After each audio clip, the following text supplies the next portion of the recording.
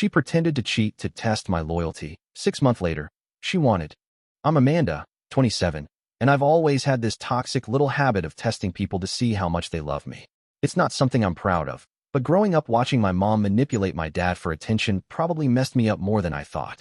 My boyfriend, Jake, 29, was everything I could have asked for: loyal, hardworking, and painfully honest. We'd been together for almost 4 years, lived together in a nice apartment in Austin, Texas, and were even talking about marriage. But I got bored. Jake worked long hours as a mechanical engineer and didn't have the time or energy to constantly shower me with attention.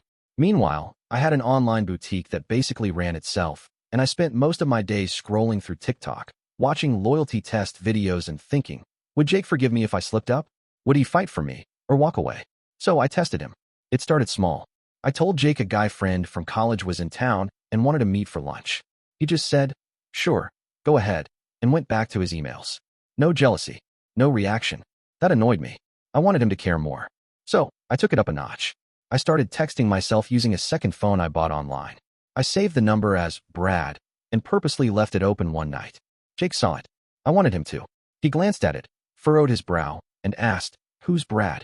I gave a lazy shrug and replied, just someone I met at yoga. He's funny. Jake didn't yell. He didn't accuse me. He just said, you know how this looks, right?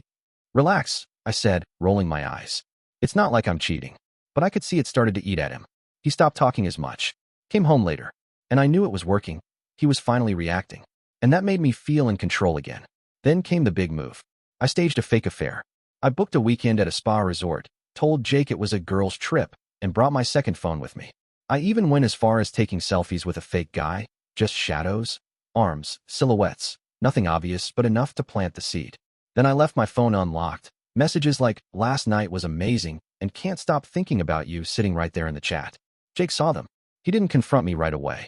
Instead, he waited until I got home. I was expecting a fight, tears, something. But what I got was silence. He handed me a cup of coffee the next morning, kissed my forehead, and said, I think we should take a break. I blinked. Wait, what? I don't think this is working. I need some time to think. You should too. I laughed it off. Jake, come on. Are you seriously upset over texts? I was just messing around. I didn't actually cheat. He stared at me for a long time. Then he said something that still echoes in my head. Sometimes pretending is worse than the real thing, because it shows what you're capable of. Then he left, took his keys, his bag, and walked out. That's when panic hit me.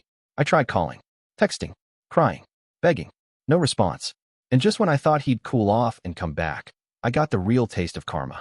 Something Jake did while I was too busy playing my twisted game. The first few days after Jake left were hell. I thought he just needed space. A few days to cool down, maybe talk to his brother or his best friend Mason. And then he'd come back and we'd laugh about how dramatic I was being. That's what always happened before. I pushed, he forgave. But not this time. I tried everything. Sweet texts, long voice notes, even showing up outside his office. He ignored it all. Then I found out he wasn't even at his apartment. He had moved out. That's when it hit me, something had changed in him. And something was about to change in my life too. It started with a notification from our joint savings account. We had saved over $30,000 together for a down payment on a house. But when I logged in, it said $0.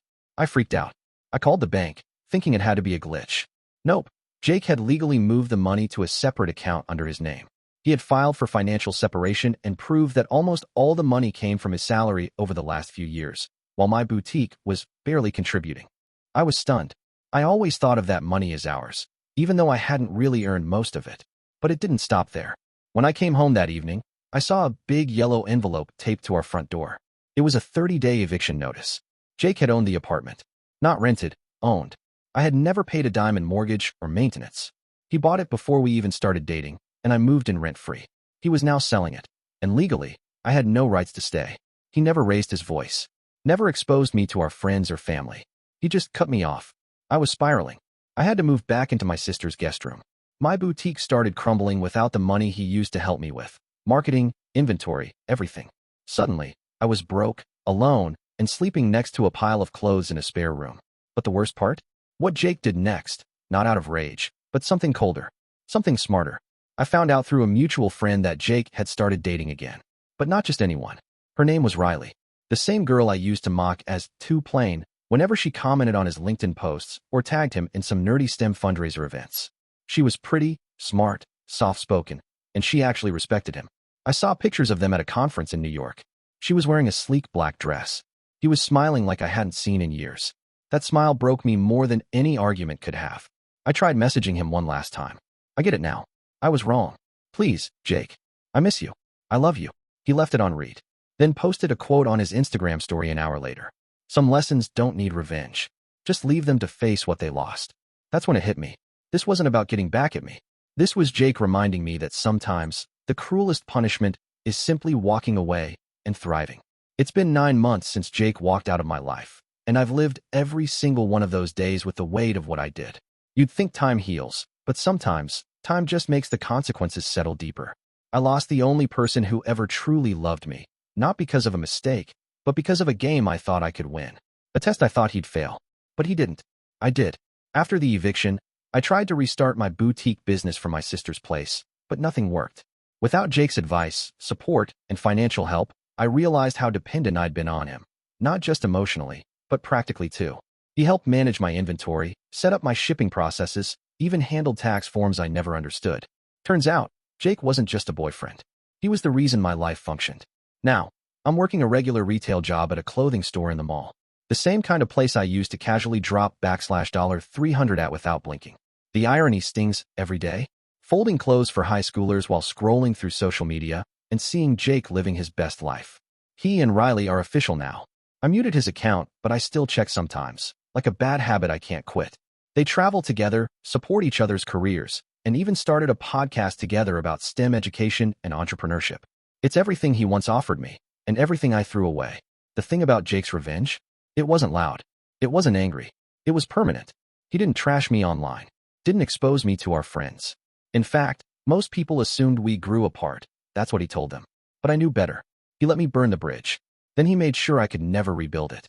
There's this quote I read the other day that perfectly sums it up. Karma doesn't always come in fire and fury. Sometimes it arrives quietly, in the form of a life you'll never get back. Jake was my karma. He was the quiet storm I didn't see until it wiped out everything I thought I controlled. And now, I live with the memory of someone who would have done anything for me, if only I had just believed in him, instead of trying to break him. I guess the worst part isn't losing him. It's knowing I'll never meet anyone like him again. Because once you pretend to betray love, real love never comes back.